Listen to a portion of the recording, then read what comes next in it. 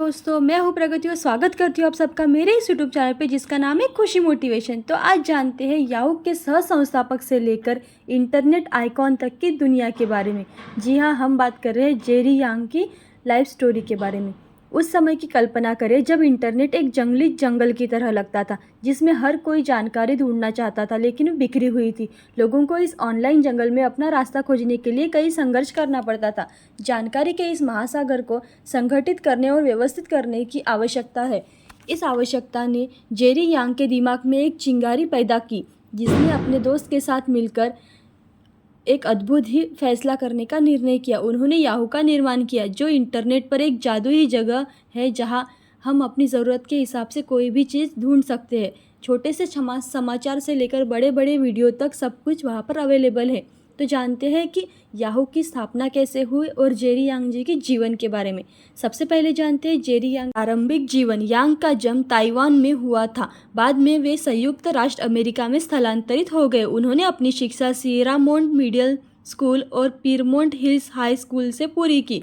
बाद में उन्होंने स्टैनफोर्ड विश्वविद्यालय में अपनी डिग्री हासिल की। इलेक्ट्रॉनिक इंजीनियरिंग में मास्टर ऑफ साइंस की डिग्री हासिल की। स्टैनफोर्ड में अध्ययन के दौरान वह फी कप्पा साई बिरादरी के सदस्य थे। जेरी का बचपन जिज्ञासा और प्रयासों से भरा हुआ था, जिसके लिए उन्होंने चलकर सिलिकॉन वैली में एक बड़े उद्यमी बनने का मंच तैयार किया। तो जानते हैं उनके करियर के बारे में। ऐसा प्रतीत होता है कि जेरी यांग अपने करियर के लिए योजनाबद्ध रोडमैप नहीं बनाया था। उन्होंने 1990 में स्टैनफोर्ड से एक इलेक्ट्रॉनिक इंजीनियरिंग की डिग्री प्राप्त कर ली और पीएचडी में प्रवेश किया। यह कोई पसंद का मामला नहीं था, बल्कि एक मजबूरी थी, क्योंकि उसके बाद भी उन्हें कोई नौकरी नहीं मिल रही थी। यह उनकी पीएचडी के दौरान था। कुछ दिनों बाद उनकी मुलाकात अपने बिजनेस पार्टनर डेविड फिलो के साथ हुई। उन्होंने 1994 में डेविड फिलो के साथ मिलकर एक वेबसाइट बनाई जिसका नाम Jerry and Dave's guide to the wide web नाम था। एक इंटरनेट वेबसाइट बनाई। इस वेबसाइट में अन्य वेबसाइटों की एक निर्देशिका शामिल थी। बाद में उन्होंने इसका नाम याहू रख दिया। वो बहुत ही जल्दी लोकप्रिय हो रहा था और उन्हें याहू की व्यावसायिकता क्षमता के एहसास होने लगा। दोनों ने मिलकर याहू की सह स्थापना 1995 में इंक और अपने डायरेक्टर कार्यक्रम से बाहर हो गए की। उन्होंने 2007 से 2009 तक याहू के सीईओ के रूप में कार्य किया। कुछ वर्षों बाद कुछ उतार चढ़ाव और आलोचना के बीच जेरी ने याहू के सीईओ के पद को छोड़ दिया और निर्देशक मंडल में बने रहे। बाद में 2012 में जेरी ने निर्देशक मंडल से इस्तीफा देने का फैसला किया और कंपनी को पूरी तरह से छोड़ दिया। उसके बाद याहू 2012 में मरिया मेयर को सीईओ और अध्यक्ष के रूप में नियुक्त किया गया। 2012 में यांग ने एएमआई क्लाउड वेंचर्स की स्थापना की। एक उद्यमी नवाचार कंपनी है जो शुरुआती चरण से लेकर चरण तक व्यवसायों से निवेश करती है। इस कंपनी के माध्यम से यांग ने एवरनोट, वॉटपैड और टैंगो सहित 50 से अधिक स्टार्टअप को वित्त पोषित किया है। जेरी यांग का अलीबाबा के साथ संबंध उनके याहू के बाद के करियर के लिए एक उल्लेखनीय अध्याय है। 2005 में याहू ने जैक मा द्वारा स्थापित चीनी ई-कॉमर्स और प्रौद्योगिक दिग्गज अलीबाबा में रणनीतिक निवेश किया। यह निवेश पिछले कुछ सालों में बेहद ही लाभदायक और साबित हुआ है। जेरी यांग ने पूरा में एक निवेशक और सलाहकार बोर्ड के सदस्य है।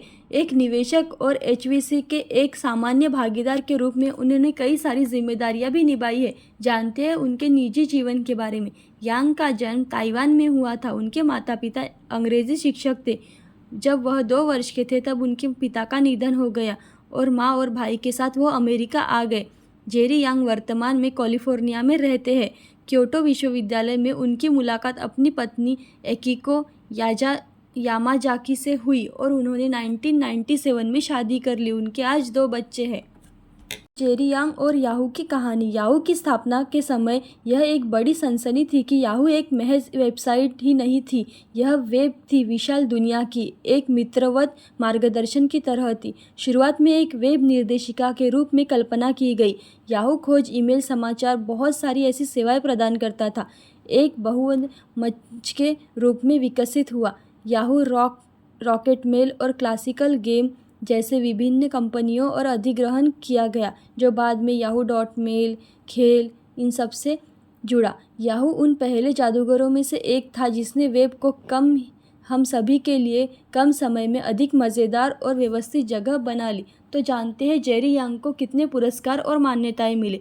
उन्हें 1999 में 35 वर्ष में ही कम आयु में शीर्ष 100 नवप्रवक्ताओं के रूप में MIT टेक्नोलॉजी रिव्यू TR100 में शामिल किया गया था। यांग को 2023 में फोर्ब्स वर्ल्ड के अरबपतियों में भी शामिल किया गया था। तो जानते हैं उनके परोपकार के बारे में, समाज के लिए वो क्या करते हैं। 2007 में उन्होंने अपने अल्टा मेटर स्टैनफोर्ड विश्वविद्यालय को $75 मिलियन का दान दिया, जिसमें से $50 मिलियन का योगदान जेरी यांग और अकीको यामाजाकी पर्यावरण और ऊर्जा भवन में किया गया, जो टिकाऊ वास्तुकला सिद्धांतों के लिए एक बहुत ही बहुविषयक अनुसंधान, शिक्षण और प्रयोगशाला भवन है। 2017 में उन्होंने सैन फ्रांसिस्को के एशियाई कला सभागृह को $25 मिलियन देने का वादा किया, जो संग्रहालय के इतिहास का सबसे बड़ा उपहार है। जेरी यांग ने अपने जीवन की बहुत ही सफल यात्रा की। ऐसी अच्छी कहानियाँ और वीडियोस देखने के लिए खुशी मोटिवेशन को लाइक शेयर सब्सक्राइब ज़रूर करें। Thank you so much.